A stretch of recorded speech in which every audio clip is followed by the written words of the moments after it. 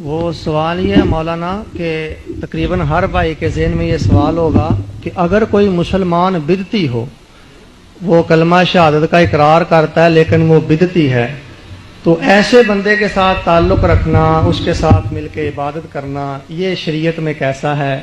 بدعتی کا انجام بہت برا ہے، اور ملک میں ایسے فرق بھی موجود ہیں کہ جن میں بدعتیں موجود ہیں۔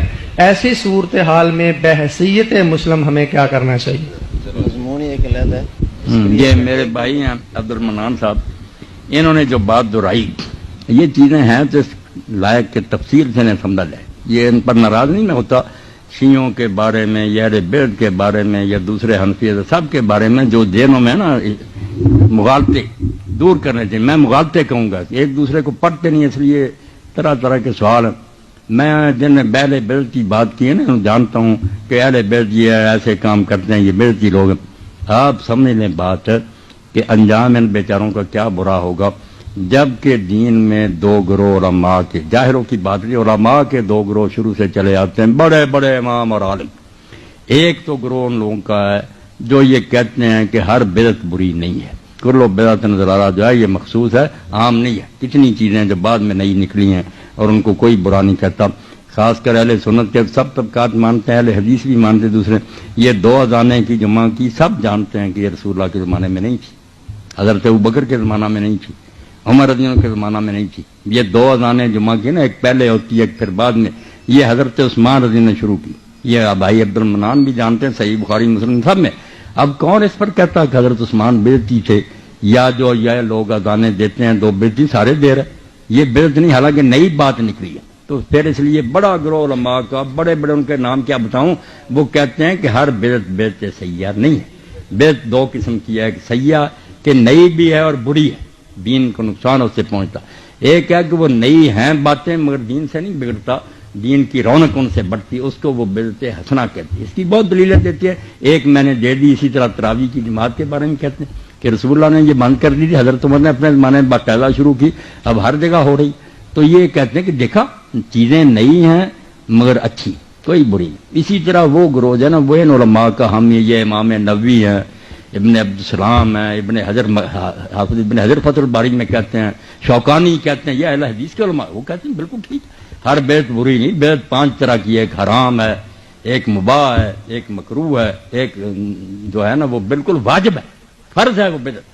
کہ یہ بدعتی فرقوں سے جو ہم مناظرے کرتے ہیں، علم کلام کی کتابیں لکھی ہیں، وہ کہتے ہیں کہاں تھی پہلے، لکھنی پڑی۔ تو یہ بحث علمی ہے، وہ کہتے ہیں ٹھیک ہے۔ ایک گروہ تھوڑا چھوٹا جو کہتا ہے نہیں دین میں ہر بدعت گمراہی ہے، تو یہ مسئلہ علمی ہے، جھگڑے کی بات نہیں۔ اس بات پر ہم کہے وہ بدعتی ہو گئے، وہ کہتے ہیں اگر ہم نے قرآن مجید کھانے پر پڑھ لیا، اذان سے پہلے صلاۃ کے کو برا کام، نئی ہے ضرور مگر دین درود شریف کو بھی جائز کرتا ہے، قرآن پڑھنے کو بھی جائز کرتا، تو اس کو وہ بدعت حسنہ میں داخل کرتے ہیں۔ میں نے بڑے بڑے علماء کا حوالہ دیا، عبد المنان صاحب کو میں پھر بعد میں بھی دکھاؤں گا، بڑے بڑے کہ ہر بدعت کو نہ برا کہو، کئی چیزیں بدعت ہوتی ہیں مگر بہت اچھی ہوتی ہیں، وہ اس پہ لگے ہوئے۔ وہ علماء جو ہیں بیچارے کہتے ہیں ہم مانتے ہیں کہ یہ چیزیں سب نئی ہیں مگر کوئی بری نہیں، میراث سے جو نئی بات ہے، مگر یار سال بعد حضور کی محبت بڑھاتے ہیں، رونق بڑھاتے ہیں، مسلمانوں کو توجہ دلاتے ہیں، کتنا نبی اعلیٰ تمہیں خدا نے دیا، تو یہ بدعت حسنہ ہے، مانتے ہیں کہ نئی ہے مگر اچھی ہے۔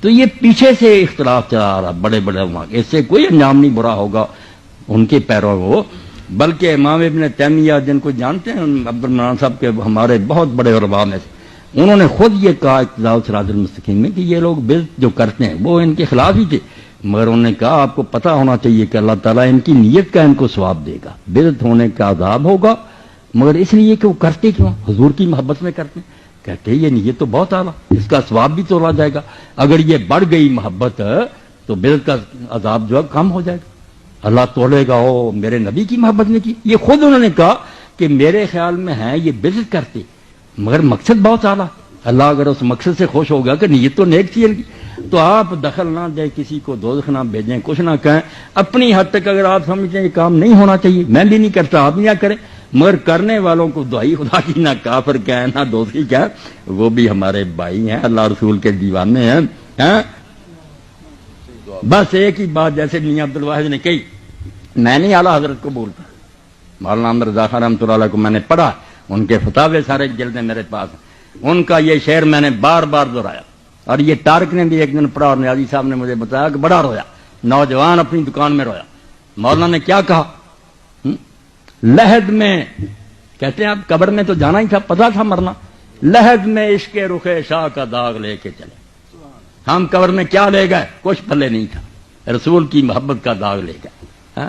دل پر داغ لگا ہوا تھا، فرشتوں نے دیکھا لحد میں عشق رخ شاہ کا داغ لے کے چلے، اندھیری رات سنی تھی چراغ لے کے چلے۔ کیسے دوزخ میں آپ بیچتے ہیں؟ مجھے تو حیران۔